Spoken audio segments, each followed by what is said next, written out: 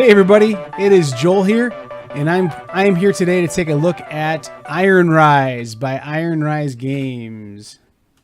And this game is a pretty neat game, but before I get into my thoughts on the game, let's look at what the game really is all about. Okay, here's a game that is either set up for 2 or 4 players. So I'm going to just show you guys some components here, just kind of, and then explain the gameplay a little bit. I really am not going to be a rules guide here or someone that you should really go to for a rules explanation. They have that on their website at ironrise.com. So you could check that out and it would be much better. So here's the board. It's set up for, like I said, either a 2 or 4 player game. So there's 2 sides to this setup here. The far side there are my heroes and their kind of heroic endeavors that they're trying to complete.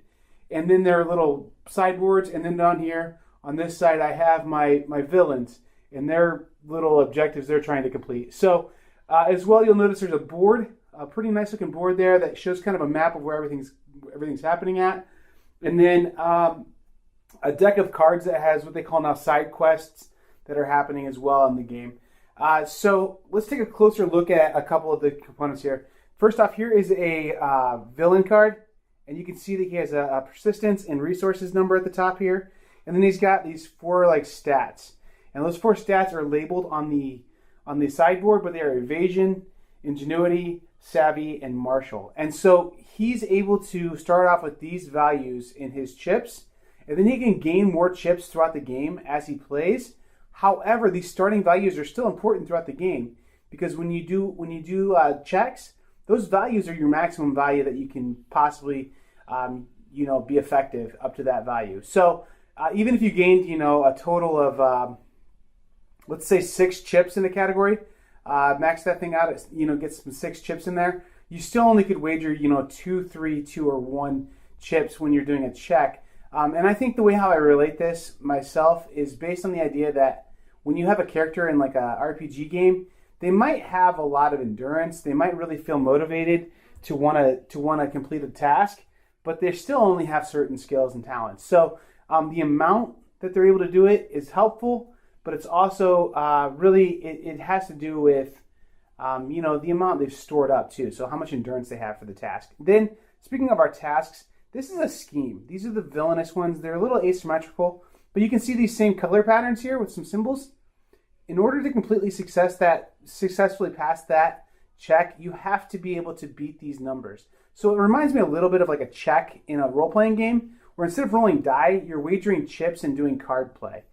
So like that's the core of this game, is that you're going to actually go head-to-head against someone, making a check against you, and they're really essentially it's the difference is instead of rolling a die and there being a preset number in a book, like in a role-playing game, or even in like Arkham Horror, where in that game you have the card says you need to be able to do certain things, you actually play against a player. And that's what makes this game a little unique and a little bit more interesting than some of the other co-op type games or like go out and solve the case type games that I've played.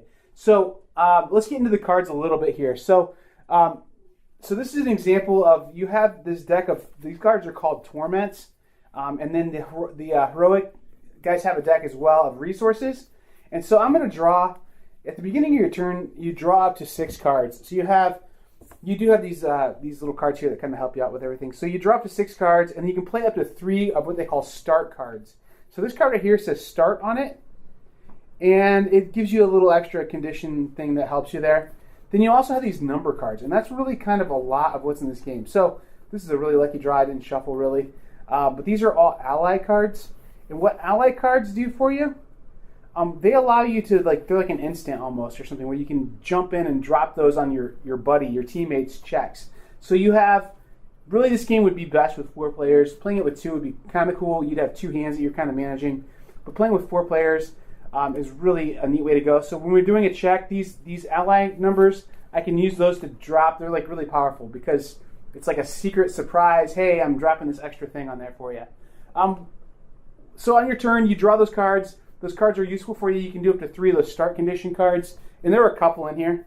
So here's another start, or this is a challenge actually. So during a challenge, you would do this. But you get these start condition cards, and you can play them down at the beginning of your turn. So just looking through this deck, there's some really, pretty good art on these cards. As far as I like their graphic design choices on these number cards. Kept it pretty simple, but have kind of some ornamentation on it. This one's a start card too. It says targeted hero suffers 2 to their persistence. And then if you get someone's persistence to 0, that character is what they call broken. I don't think they wanted to use the word dead, but then you have to roll a new character up. So relating this back to like D&D or Pathfinder or something, that would be, your character did die in the campaign, you have to roll a new character up. So so that's what you do at the beginning. Then you can do an exploration phase. You can move up to 1 space.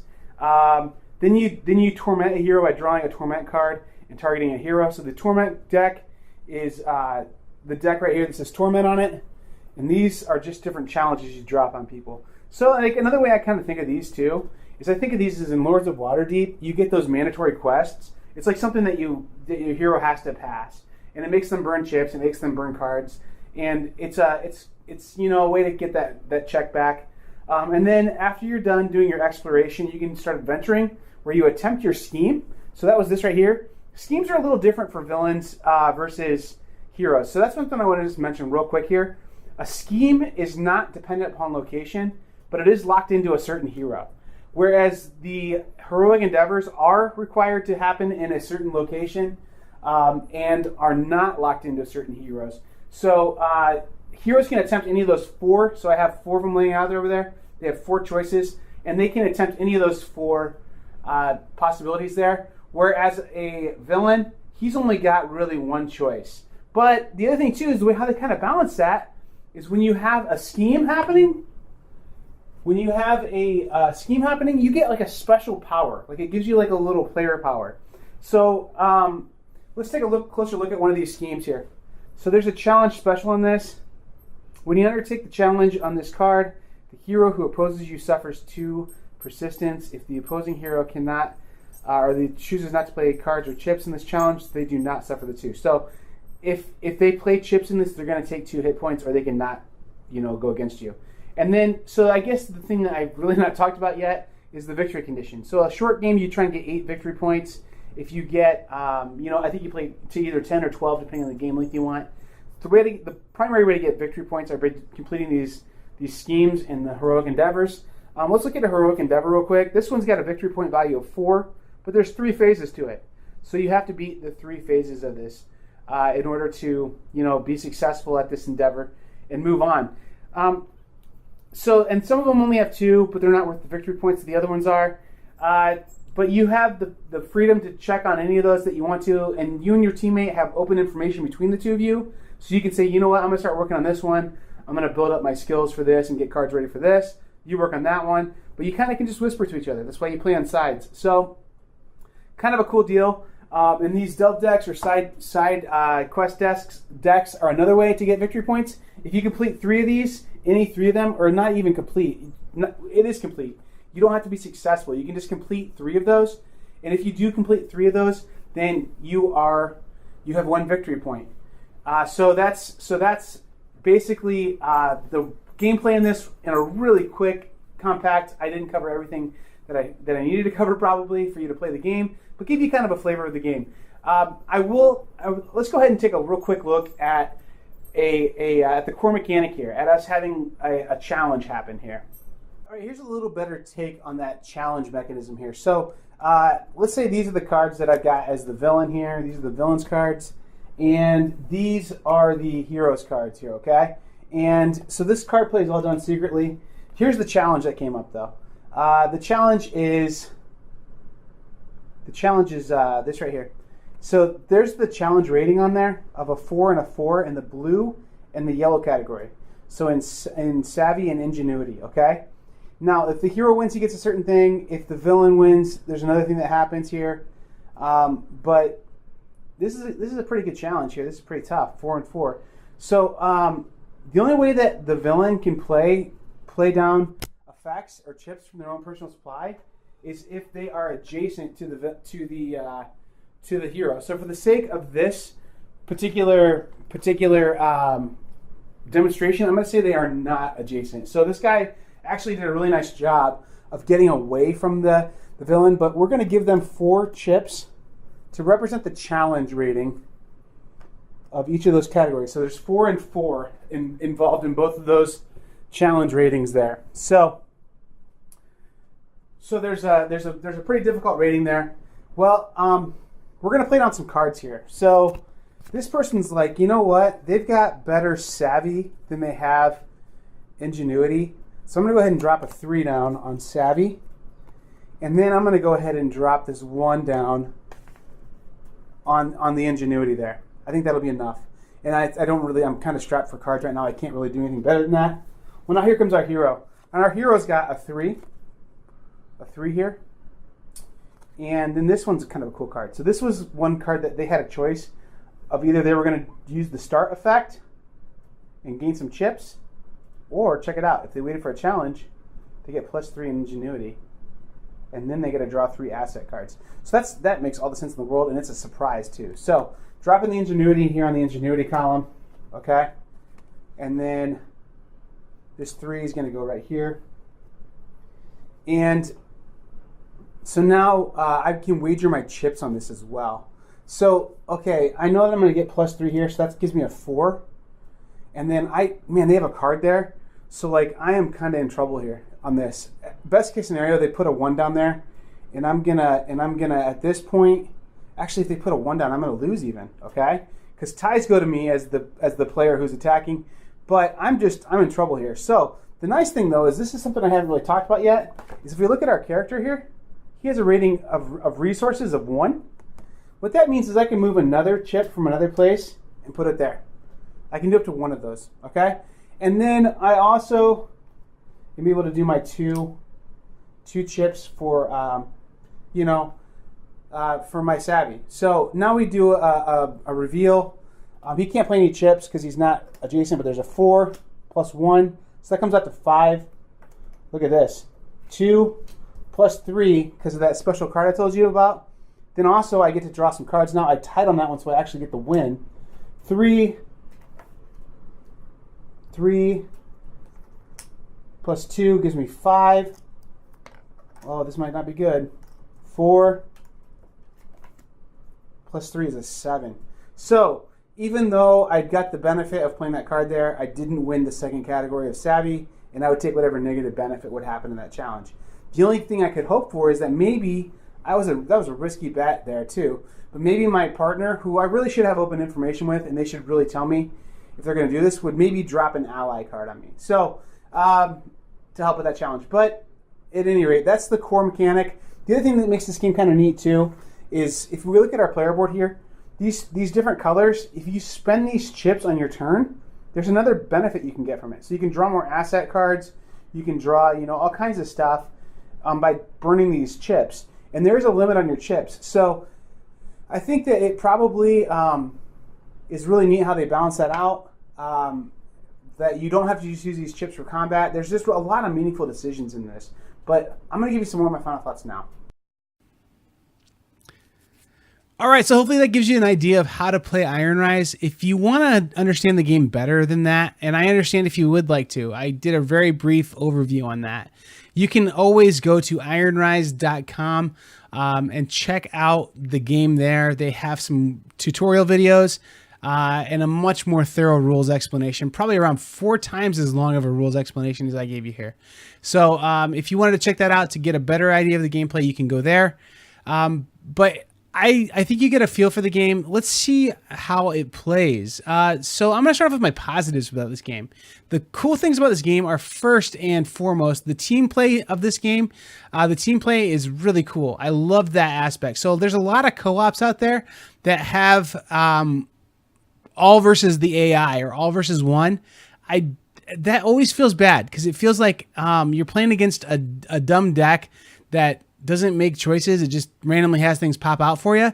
And there are some random things that pop out for you, and there's some challenges and things like that that happen. But the way how the human element goes into it makes it a much more interesting way to play the game. So a game like Arkham Horror or A Touch of Evil, which this game reminds me a lot of A Touch of Evil. The elements of that where you're just playing against basically a program of cards it doesn't feel that great sometimes. This one, you're playing against someone else, and it feels like you're really dueling someone. So it's like you play Arkham Horror or A Touch of Evil, kind of those co-op, go fight the baddies kind of things. And then all of a sudden, when you have these conflicts happen, it's like you're playing a like miniature game of like a dueling type game. I mean, it doesn't feel like Magic the Gathering necessarily or something like that, but it's like a really advanced variant of war almost. And there's all these surprises that can happen, all these human element things that can happen that you just are missing when you play those co-op games that are one person versus a stack of cards. So that's very present in this game. And that's a huge plus, is that you're playing against people and you're playing with a teammate. And I think that makes it a much more cool social thing. So there's also this theme here is great. I mean, like, I wish there were way more steampunk games, and I can't believe there aren't more steampunk games. I bought Gear World: The Borderlands, and if you've listened to our podcast, available at bgmechanics.com, if you've listened to our podcast, I've talked a couple times about how disappointed I was in Gear World: The Borderlands. It's this steampunk themed game that's just absolutely like the worst game I've ever played, probably. And it's just an absolutely terrible game. This one is really good, and it's in that same steampunk kind of theme. I really wish there were more steampunk games. It's such a cool theme to explore. And so them presenting a steampunk game, oh man, good on you. I'm all for it. This is amazing. That basically you're putting us into this Tesla coil, cool, like Western steampunky, I don't know, just really cool universe. So that's awesome that this theme is basically not been done. And so letting us go to this steampunk universe instead of putting this game in space or in, a horror like modern or Cthulhuian, is that Lovecraftian? Maybe is a better way to say it. Era horror type setting. Going with this, like, not really even horror setting, just this steampunk cool setting. Very cool. And then also, like, cooperative games tend to be in space sometimes too. So just avoiding those overdone tropes, or like King Arthur's Court, so just avoiding some of those things by putting this in steampunk really, to me, was a huge positive. So this is something that I don't think I can put enough emphasis on. This game bridges RPG players and board game players. So what I mean by that is I have friends who love playing D&D, and they will suffer through playing a Euro game, like, Voyages of Marco Polo or something like that. And then I have people who love the Voyages of Marco Polo, but then, like, they'll suffer through a D&D game. And so I feel like there's just different personalities. And so that's not to say D&D is bad or Voyages of Marco Polo is bad. I actually personally love them both, but I'm kind of a rarity. So it feels like usually people have one preference over the other. They would rather spend their time playing D&D or playing something kind of mechanical. And this is heavier on the definitely Ameritrash, RPGing type side of stuff, thematic side of stuff. But it does have mechanics in there and interesting card play and hand management choices that you need to make. So I feel like this is something that would probably make the RPG players pretty happy to play this game. The board gamers are going to play this game and feel like the mechanics are pretty light in it, but they'll have some mechanics to play and actually have a game to play, an objective to win. So I feel like sometimes you don't feel like you win an RPG game. This one you can get a sense of winning or losing. The other thing that's really great about this too is how many of us want to play RPG games and we just can't set aside 2 hours a week for months to play an RPG campaign setting. This kind of gives me a little bit of the RPG game fix a little bit, and storytelling fix by bringing this game to us. It kind of lets you kind of like itch that scratch a little bit, and it's not oppressive. The game doesn't overstay its welcome. It's done in between about an hour and 90 minutes, depending on players. So that's pretty cool as well. So I like that it does bridge the two. That kind of segues me into my last point, which is this game is just fun. And fun's something that's really important in a game.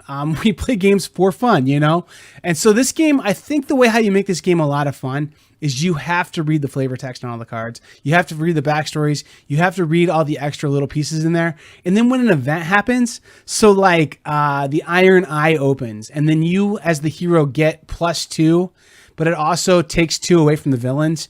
Instead of just saying, here's the effect of this, I think it's really fun to make this into a storytelling game. So you have that title, and you, as a player, have to think of what happened in the city actually. So the Iron Eye opens, and so you kind of read this card and you think about it, and you're like, okay, so my character is walking through the streets and they see this old relic and they go and they fiddle with it a little bit and they mess with it and they have to use all their savvy to try and pass this check. And then they do, and this eye opens and a beam of light shoots out and it reads people's motives. It's an ancient piece of technology, and it, blesses us and it curses those who are trying to, go against us. And so like adding those just little gameplay things in there to make this into a story that you're actually kind of playing out really makes this game a lot of fun. And I think if you have a group of people that are able to use cues and some structure and kind of decide that they're going to, tell a story using that, you're going to have a really great time with this. And if you don't do that, I think you're still going to have an okay time, but I think it's really fun to just kind of make your own story up and just say why you're going to places you're going to, or what, like, just kind of tell a narrative. It just, the narrative aspects that you can bring into this game make this game really good. And so playing it with the right group that is going to be able to do the narrative kind of stuff, it really, really like buffs this game up. As far as my cons on this game go, there are some graphic design choices that I think were made that I wouldn't have made. So like some of the border colors are important for cards and it's really subtle. So you kind of have to end up flipping over cards to be like, are you a hero or a villain?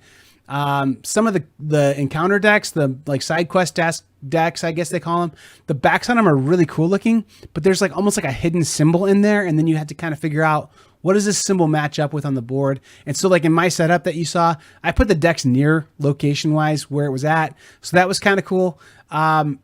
I don't know about balance too. So that's another thing too, that it felt like sometimes some of the objectives were pretty easy to get done. Others weren't. So I'm not positive that balance is 100% awesome on this, but it's good enough to tell that narrative story and have fun. And it's not like the villains win every time or the heroes win every time. I think both sides get some lucky breaks at times. So if you're using this as a narrative storytelling kind of thing, it works great. There's not huge balance issues in it. If you're somebody who's like a competitive Magic player and you're looking for loopholes and like exploits, you're going to find them probably, and you're going to ruin everyone's fun. So it's not that kind of game. So to me, that's not a con, but if you know who you are and you know that you're super competitive and you're all about finding those exploits or whatever, again, maybe not yours. So that's it, guys. Oh, you probably want a wrench rating, don't you? Well, I'm going to give this one 3.5 out of 5 wrenches, which makes it an accepted game. I certainly think this is a game that a majority of people out there, at least 40%, would really enjoy playing this game and benefit from owning it. And I will say this, if you're watching this video sometime in the 2018s, 2018, rest of the year, there's a really good chance that you can get a copy of this game still on BackerKit. The Kickstarter for this game closed. It was done. I have funded, and they're in the production phase right now. So I did hear back from the creators, and they do have some margin to be able to get some more pre-orders in there, but at some point they will have to shut that down. And I don't believe this thing's going to hit a full retail launch at any point. So this is kind of a labor of love. These guys put together this really cool prototype for me to use, and that was a promotional consideration. However, we always at the Board Game Mechanics give fair and honest reviews, regardless of promotional considerations, and this one still gets an accepted rating. The other thing too is this prototype had really excellent components in it, but it did have D20 die and not roll down counters, or spin down counters, which it will have spin down counters in the final game. And then also some of the components, the printing will match up a little nicer. The cardboard will be a little heavier stock on some of the components. So I think potentially you'll see a nicer game when this is all said and done than my prototype here. But even then, the prototype was perfectly functional and perfectly good. I don't think I cannot mention that the production on it does involve like the old Flying Frog kind of designs where they had a costume party and took a bunch of pictures, and there's photos involved in this for the graphic design. I'm fine with that. I don't have a problem with it. I know some people think it's super cheesy and just are annoyed with it. And I know that Flying Frog probably has gotten enough negative feedback on it that they've gone away from it. But I will say this, art is the most expensive, absolutely the most expensive part of any game that you're going to make.